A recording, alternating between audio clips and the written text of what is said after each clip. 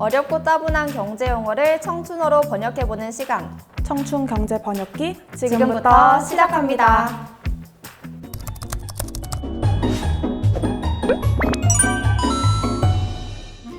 안녕, 나는 청춘봇이라고 해.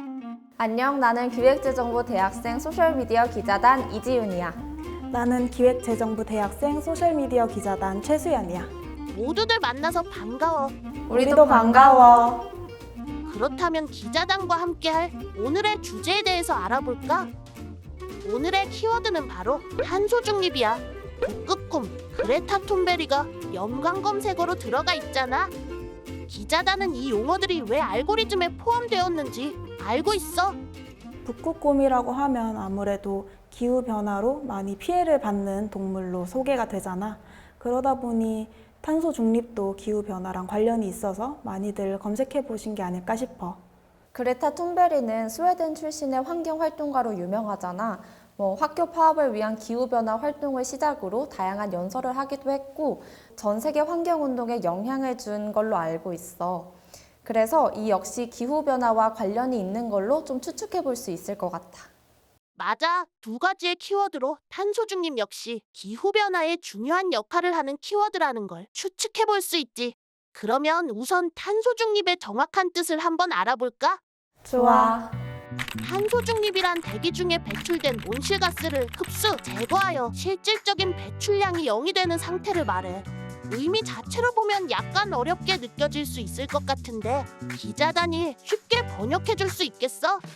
한마디로 쓰는 만큼 아끼자라는 건데 그 방법으로는 에너지 효율이 높은 가전제품을 사용하거나 태양광, 풍력, 지열 등 재생 가능한 에너지를 이용하고 식물 중심의 식단을 선택하거나 나무를 심을 수도 있어. 그렇다면 기자단이 오늘의 키워드를 한번 뽑아보면 어떨까? 나는 탄소량 감축을 위해서 각국에서 어떤 제도들이 시행되고 있는지 알아보고 싶어서 탄소 배출권 거래제를 뽑을래. 나는 탄소 중립의 실천 방법에 대해서 좀 더 자세히 얘기해보면 좋을 것 같아서 탄소 중립 실천 포인트를 고를래. 좋았어. 그렇다면 기자단이 뽑아준 키워드를 가지고 본격적으로 탄소 중립에 대해 스터디하러 가볼까? 출발! 청춘 기자단이 뽑은 첫 번째 키워드는 탄소 배출권 거래제도야. 탄소량 감축을 위한 제도 중 하나지.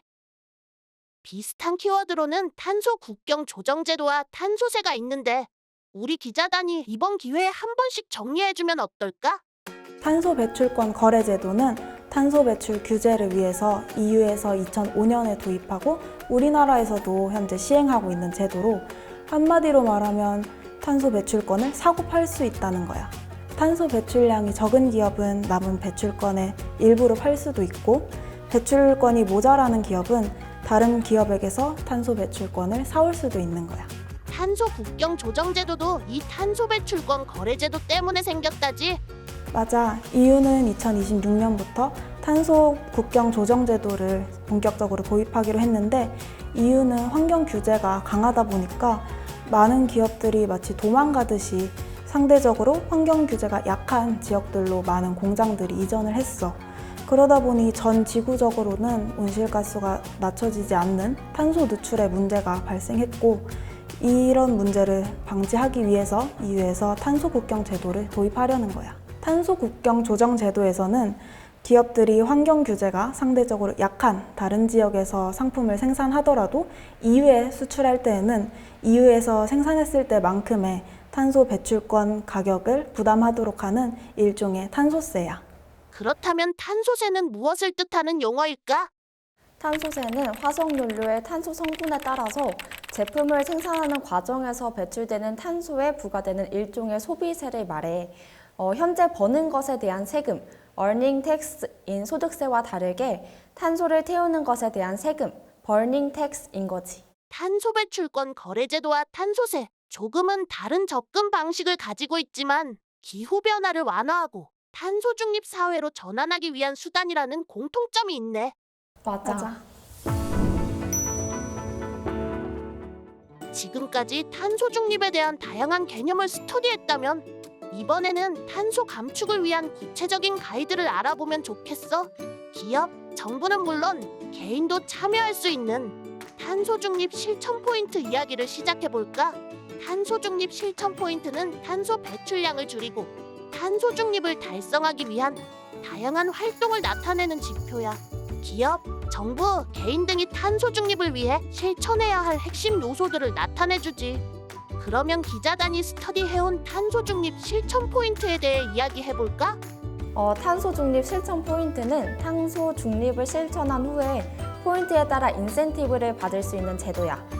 종이 영수증 대신 전자 영수증 이용하기, 커피 전문점에서는 일회용 컵 대신에 텀블러나 다회용 컵 이용하기, 친환경 제품을 사용하기, 폐 휴대폰은 반납하기 등등 우리가 일상생활에서 실천할 수 있는 것들이 굉장히 많아. 나는 다양한 실천 항목이 어떤 기준으로 만들어졌는지 한번 스터디를 해봤는데 재생에너지 도입, 효율적 에너지 사용, 탄소 배출 감소, 재생 가능한 농업과 산림 관리, 탄소 오프셋, 환경 교육과 인식 등의 기준이 있었어.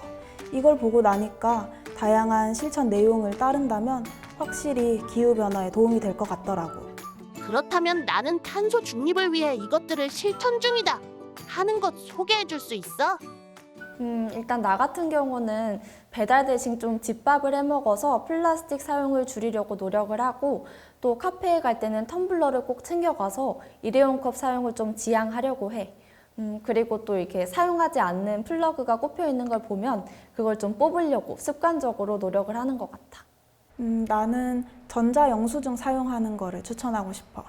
종이 영수증은 금방 버리게 되고 나중에 다시 확인을 하고 싶을 때 곤란한 경우가 있는데 전자 영수증은 오히려 언제 어디서든 볼 수 있으니까 더 편해진 느낌이야. 다들 아주 멋진 실천 생활을 하고 있군. 우리 정부 역시 국제사회의 노력에 적극 동참하고 있어. 2050년 탄소 중립 달성을 목표로 녹색 전환을 위해 다양한 방향을 제시했는데 탄소 중립 실천 포인트 제도와 더불어 중요한 역할이 되어주고 있다고 해.